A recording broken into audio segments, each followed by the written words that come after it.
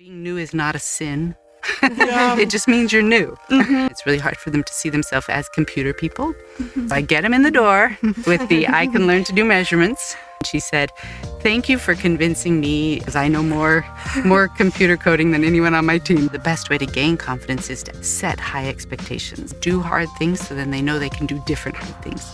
If science and engineering really want women, they have to learn to provide flexibility when they have young children. So if I was in charge of the world, I would make re-entry ships. That sounds genius. Yeah, that's really...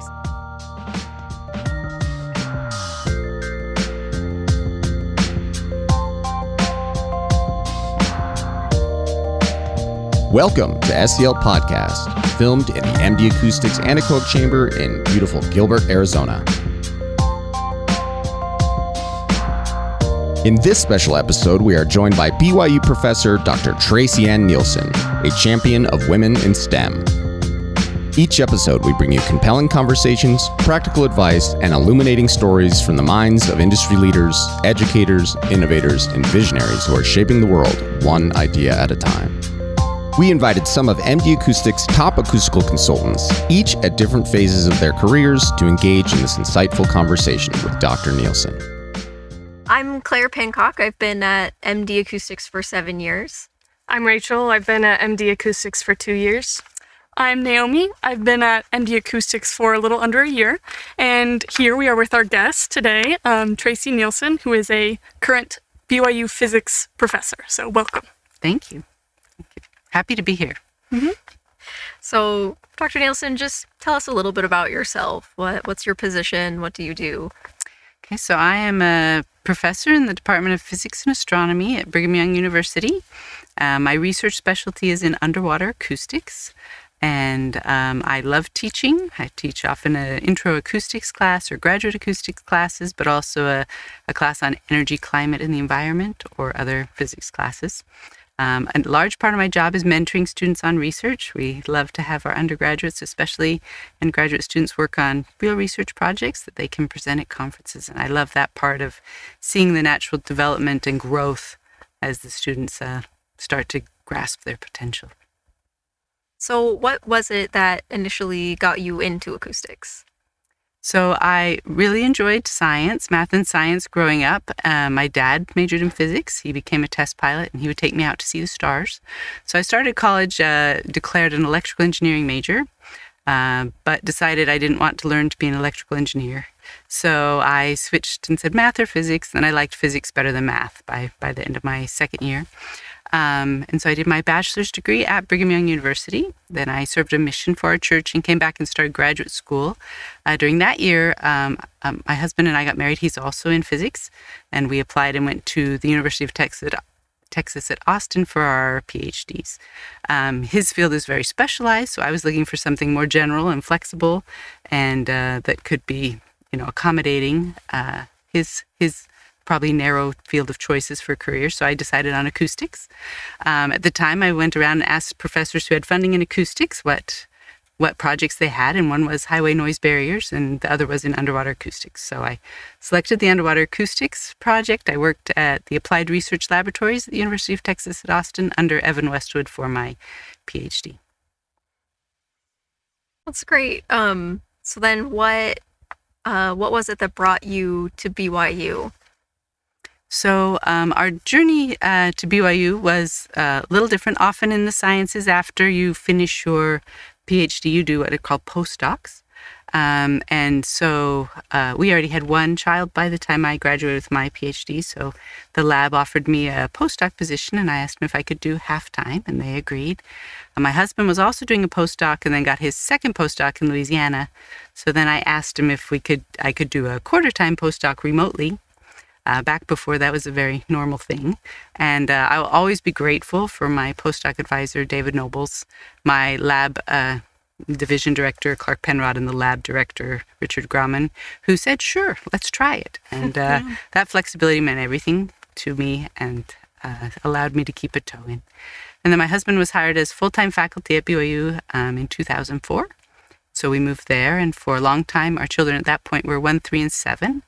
years old, and so for a long time I just taught as an adjunct, and then when they were all in school, I started getting involved in research again part-time at BYU in acoustics, and so that was kind of our journey. So, as an adjunct, what did that look like with young kids? So the first year, drop off the second grader, then Monday, Wednesday, Friday, drop off the preschool, drive to campus, have the 1-year-old walk around with a friend while I taught class, pick up the 1-year-old, pick up the 3-year-old, and go home. So that was the first years. That's wild. It was very, very busy, but good. It was good. Could you tell us a little bit about the research you were doing for underwater acoustics? Yeah, so my research in underwater acoustics is in the realm of passive sonar. So you maybe have heard about active sonar, right? Echolocation, things pinging. But if you're trying to be really quiet and either like be stealthy like a submarine or just observe the ocean and the marine mammals, you don't actually want to be making any noise. And so you're just listening to the sounds. So that's the realm of passive sonar.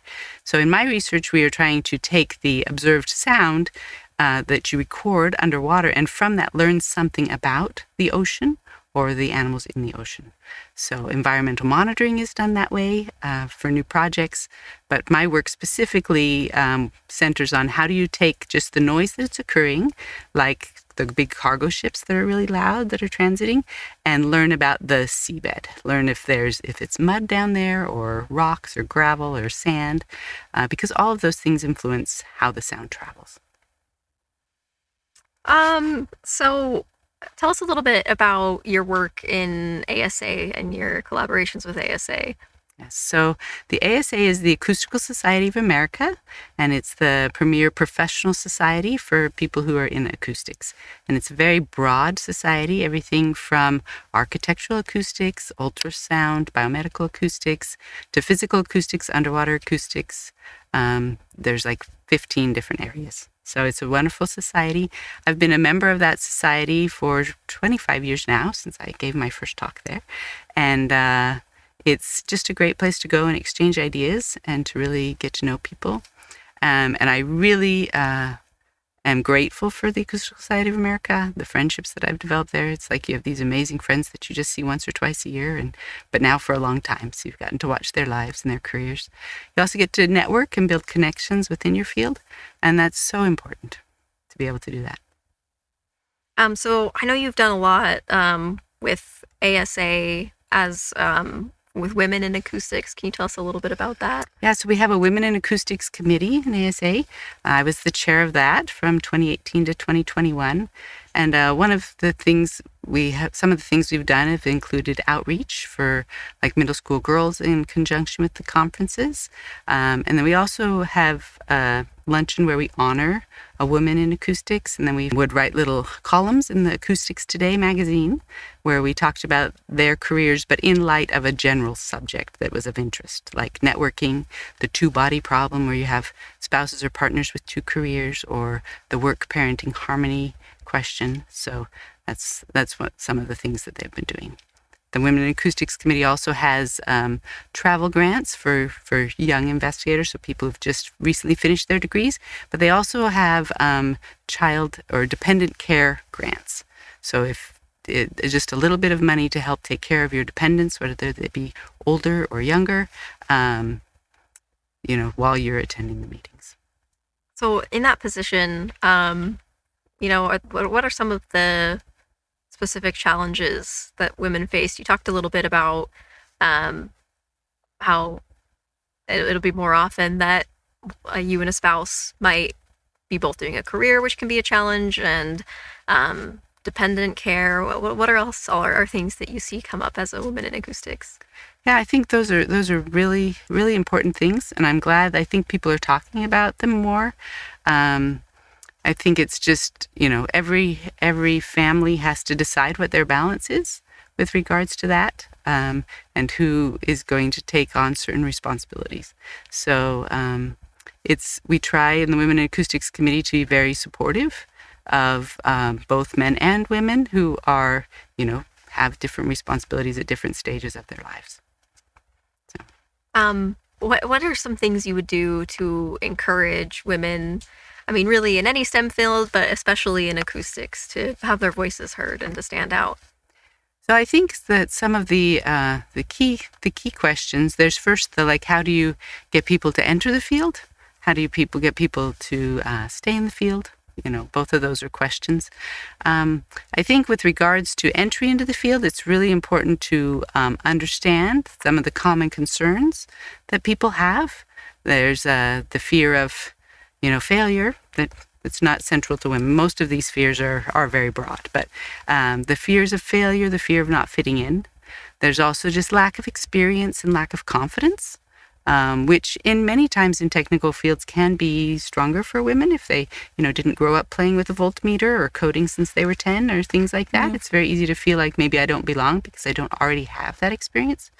So I think in all of these, it's just really important to foster a growth mindset. It's one of the key words, and that idea that that this whole learning is a process. And just because you don't know something doesn't mean you're stupid. The mm-hmm. key thing really is, can you learn? Can you take that information and go with it? Can you ask the right questions? I mean, we really live in an era with the internet where you don't have to memorize a lot of facts. Mm-hmm. You just need to know how to ask the right questions and then discern if that information is credible. How do you use it? What's the next question you want to ask?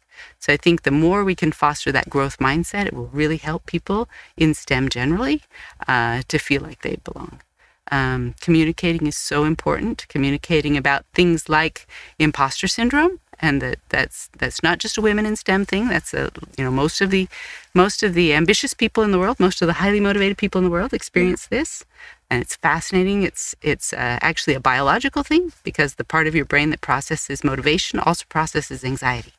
So if you're feeling anxious, it's probably just your brain is working the way it works. Yeah. So it's good to know that it's normal. You can find ways to cope with it, but it doesn't go away. There's also a very interesting extra level of uncertainty, and that called the stereotype threat. This is when you are fighting against a certain stereotype. Perhaps it is, there's all different kinds, and you're afraid that when you fail, you're going to confirm that stereotype in somebody's mind. And that's such an important thing. It was discovered and named in a study in California where they looked at African-American young men who were very successful in high school, failed out of college, and then went on to be very successful in their careers. And they were trying to figure out what happened. And they really discovered that they were laboring under this extra layer of fear of failure due to the stereotype they were fighting against. And the more you're fighting against, the more you care, the harder it is. So the more we understand those things and really, open the space for conversation and communicating that these fears are normal and that it doesn't mean you don't belong. It just means you're human, it's normal, and you get to work through it and figure out ways to tackle these. It really makes a huge difference.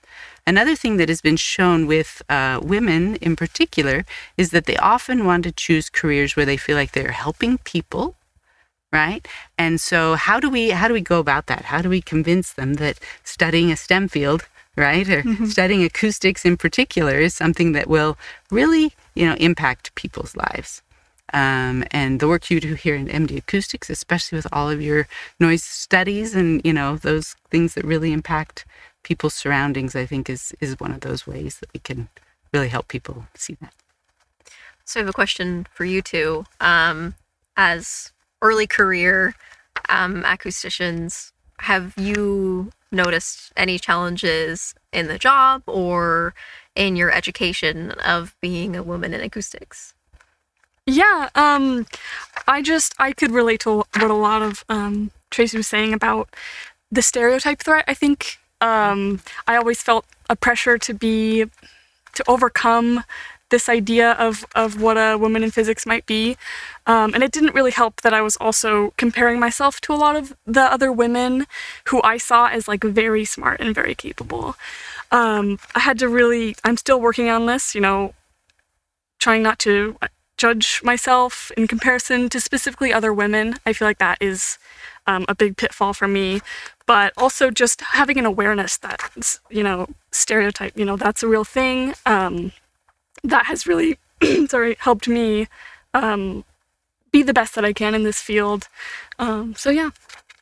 I also relate to the stereotype threat. As a woman in physics, when I was in the major, I felt like I needed to really prove myself so I could prove women.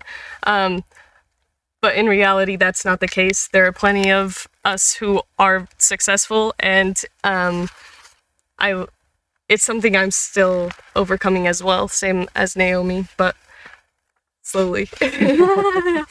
Well, and it was interesting. I had a physical science teacher in 9th grade in high school who told me over and over again, you should study physics. You should study physics. And I just was like, I'm never going to study physics. I don't care at all. I'm not interested. Yeah. And when I went to BYU and I still was unsure of what I was doing, I took the descriptive acoustics class just because I needed something to fill and it looked interesting. And it was literally 2 weeks of Dr. Neilsen subbing and going to that class. And then for the first time, I thought, I want to study physics. Because before then, I didn't see somebody like me. And even though my physical science teacher was amazing and so encouraging and so great, still just the ability to see somebody that I could see myself in that position and go, this is something I can do, made such a big difference that I mean, it was like a few weeks into the semester and I changed my major to something that I had never taken before and knew nothing about. And it was, yeah, having that ability to see yourself in those around you. I didn't even know how much that affected me until all of a sudden it did. It's really true. It took a few professors really talking about wow, I'm drawing a blank. What is it called? The imposter syndrome. Yes. It took a few professors really talking about imposter syndrome and reminding me that I was good at what I did before I felt like I belonged in the physics department. And I'm wondering how you make sure that your students are aware of that. What would you tell them? Yeah, so I think just knowing that it's normal is such an important thing, because it's so easy to just, think that this is just me and I somehow don't belong. And so the more we talk about it being very normal and, and how hard it is, right? And if we talk about our own struggles, I remember when I was learning that and, it took me forever. One of the most amazing things is I regularly every year, have new students, and they look at the students who've been there 2 years saying, oh, they know everything. I can never be like that. And I'm like, oh yeah, but 2 years ago, they were in your spot. Right. And so the more you can say that, then and give those examples, even when people don't ask, but just putting them into conversations. Like, I know this might be a lot of new stuff for you to take in. Just remember, you're here to learn. And as long as you're learning, then that's really the key. Right. And then when they say, oh, they know so much, you say, yeah, but they didn't a year ago, or they didn't 2 years ago.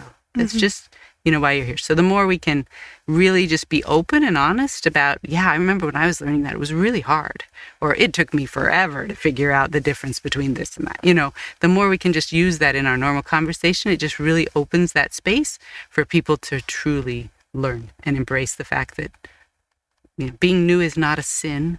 Yeah. It just means you're new, right? Yeah. And you have things to learn, but we always have things to learn. Yeah, I wanted to add to that. I remember the Women in Physics group at BYU, and what a resource that was, just to be able to have other women that, these sort of interactions you were talking about, where it's like, I remember what it's like to be you, and having on both sides of that, being able to, help others was just such a huge full circle moment for me. Yeah. And I would just say, if I could put my 2 cents, how to encourage people, just encouraging them to form connections with each other.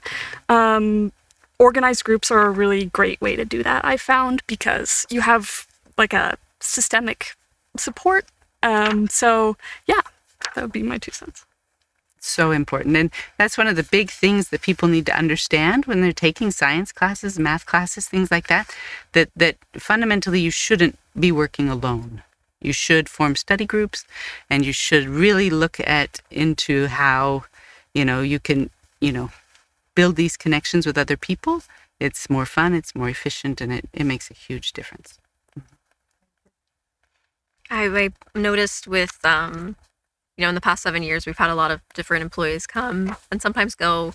And I have noticed a pattern with the new employees that the women who come in are a lot more likely to struggle with the confidence in something, where they'll come in and be writing up a report and just say, I did a bad job and I'm sure it's really bad, or they'll work on something and say, I don't know what I'm doing, and it'll be really impressive work for someone who's brand new, but the confidence level is so much lower. Whereas a lot of times when it's the men coming in, they'll come at a level of like, yeah, I'm still learning and that's fine. And it has been a challenge to learn how to mentor my female employees and the male employees differently.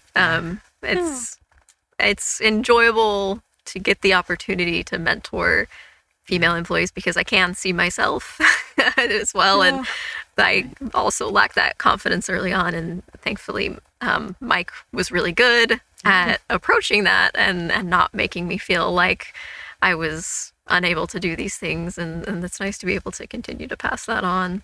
Yeah. So true. And there's even a whole book, called The Confidence Code. And but it is true that generally women do have less confidence. And part of it, there's lots of possible reasons. But the thing to understand about lack of confidence is the best way to gain confidence is to actually set high expectations for yourself and for those that you mentor, reasonable but high, and then provide the scaffolding and the resources and the assistance they need to be successful at hard things, because that's what actually builds confidence. Mm-hmm. So true. Kind of a flip over to previous, but I do remember in the Women in Physics group, one of the things that had impressed me so much about the BYU program was Dr. Chanel teaching the required modern physics class that every single physics student, no matter what your physics is, you have to take modern physics from Dr. Chanel.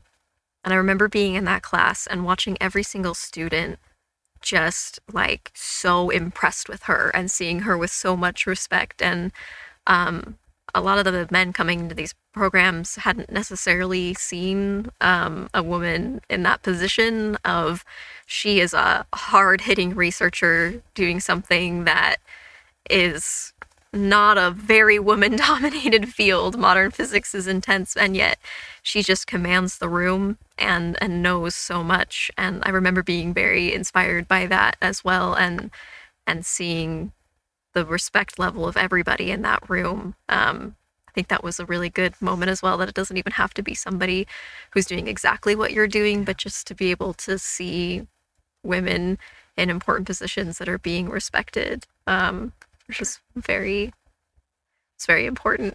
And to have that in your second year of physics, that was a special opportunity, and I was glad that BYU put a woman in one of those core classes. Made a big difference. Do you have an example of someone who inspired you early on in your career or before you started physics that inspired you to get into it? So my dad was my first inspiration as far as thinking that physics was a thing you could do.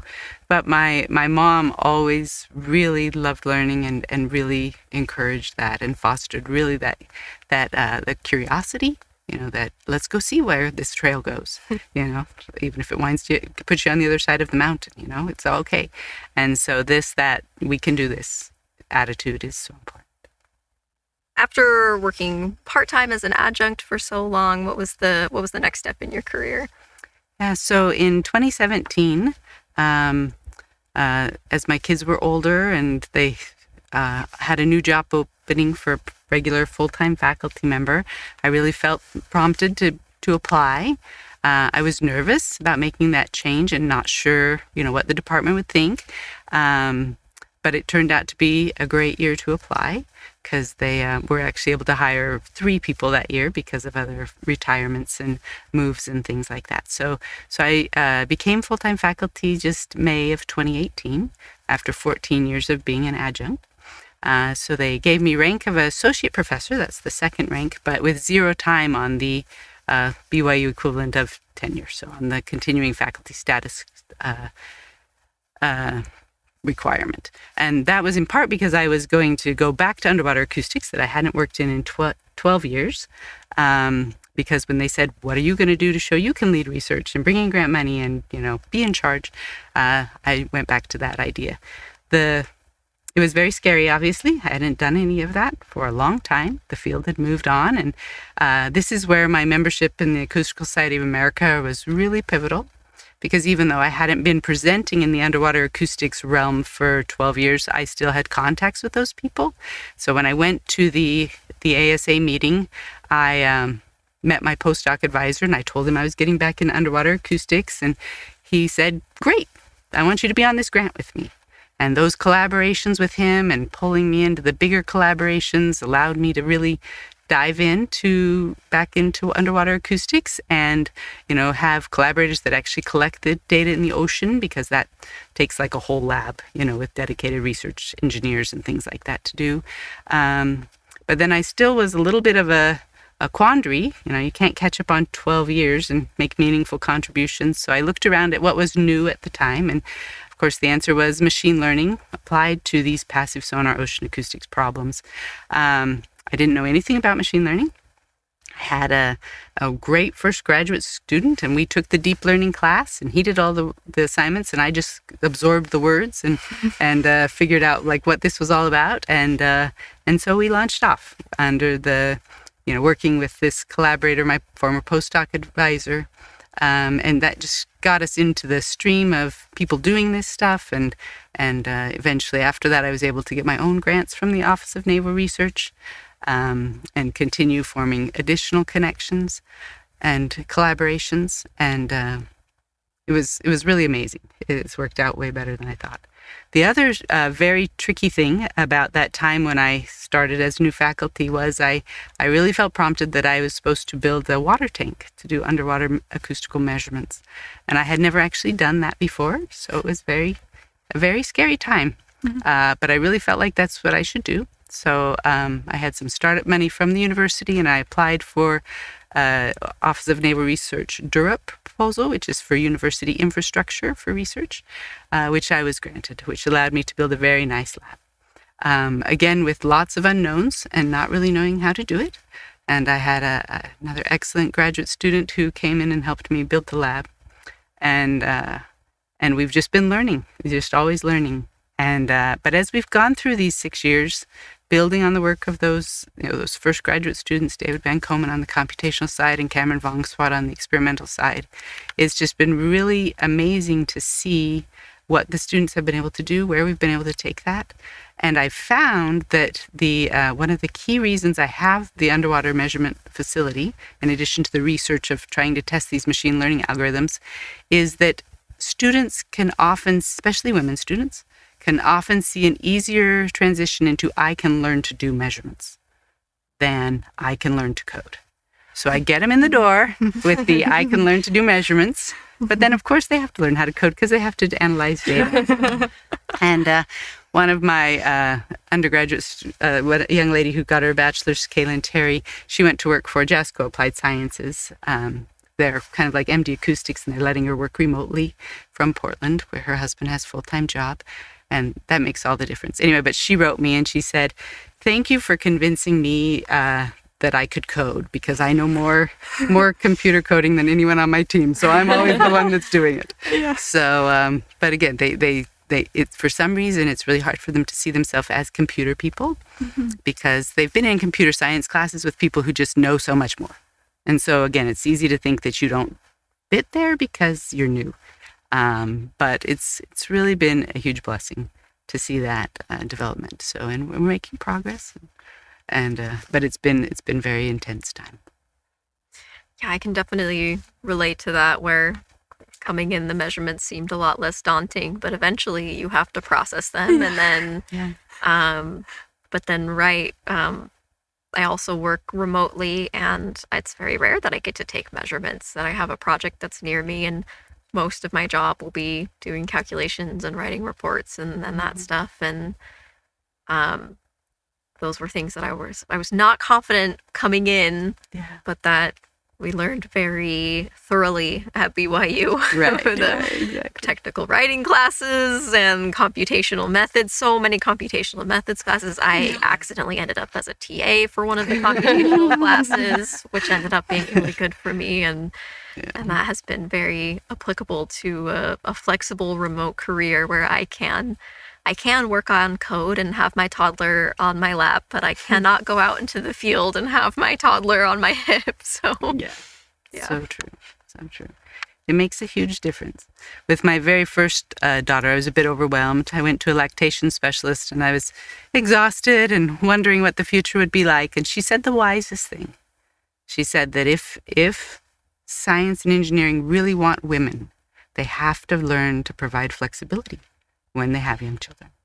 And so I am so grateful that I had that opportunity, and I'm grateful that you guys have that opportunity as well to work remotely. And nowadays it's much more straightforward, and having computational skills really even makes that much easier because you don't necessarily have to physically be in a lab or something like that. So it's very great. Coming in, this is definitely not something I ever had expected. I remember we did a panel at BYU with quite a few people, and I had asked, what's out there for somebody who wants to be a parent, in terms of part-time or remote in acoustics. Is that something that's really possible? And at that time, Dr. Sommerfeld says it's not very common. And then, it was really a few years later with COVID and everything that it became much more common.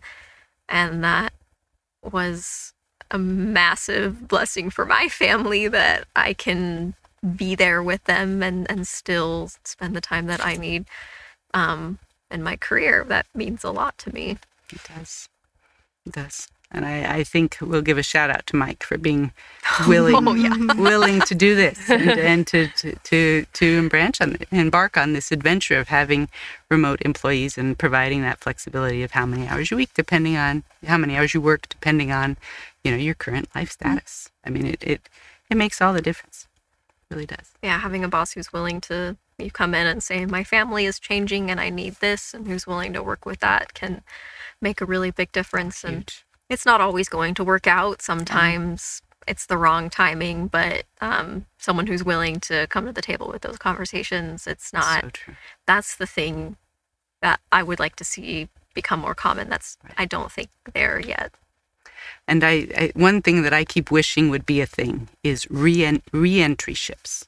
Like you have student internships, but what if you had re-entry ships for people who had, for a time, stepped away from working to be parents or for other obligations, and they could get in, kind of like students get in with internships. So if I was in charge of the world, I would make re-entry ships. That sounds perfect. Genius. Yeah, that's really smart. Like a long-term maternity, unpaid maternity. Yeah, it works. What other progress do you hope to see in the field for women and just in general? So I think with regards to acoustics, I'm really hoping that it will become more high profile, because I think a lot of people out there love music, love audio, love different things, or they love science, and they, are just wondering, like, what career could I have where I could, like, learn new things every day and, think about sound. And most people just don't even know acoustics, like, is a career path.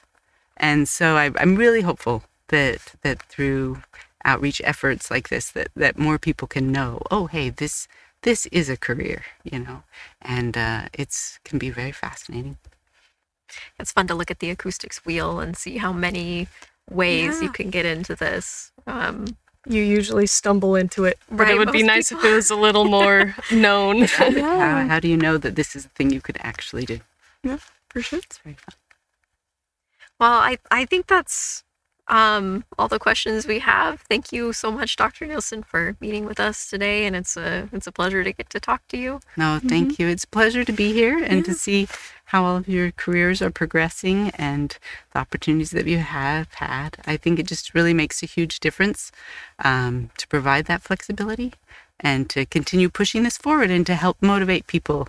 That's one of the things I enjoy most about mentoring students on research is the opportunity to see the growth and to really help them capture a vision of their potential, and that, helping them do hard things so then they know they can do different hard things and really go where they want to be. And so I hope that idea of the growth mindset can be more implemented both in education and in careers, because I think that really ultimately is the thing that will help women stay in the most, is if they have that idea of I'm learning and growing and becoming, and I can do this with lots of hard work and these resources that I have, as opposed to somehow I'm not smart enough or I don't belong. So I think great progress has been made, and I'm really excited to see where it goes in the future. So thank you for having me. Thanks.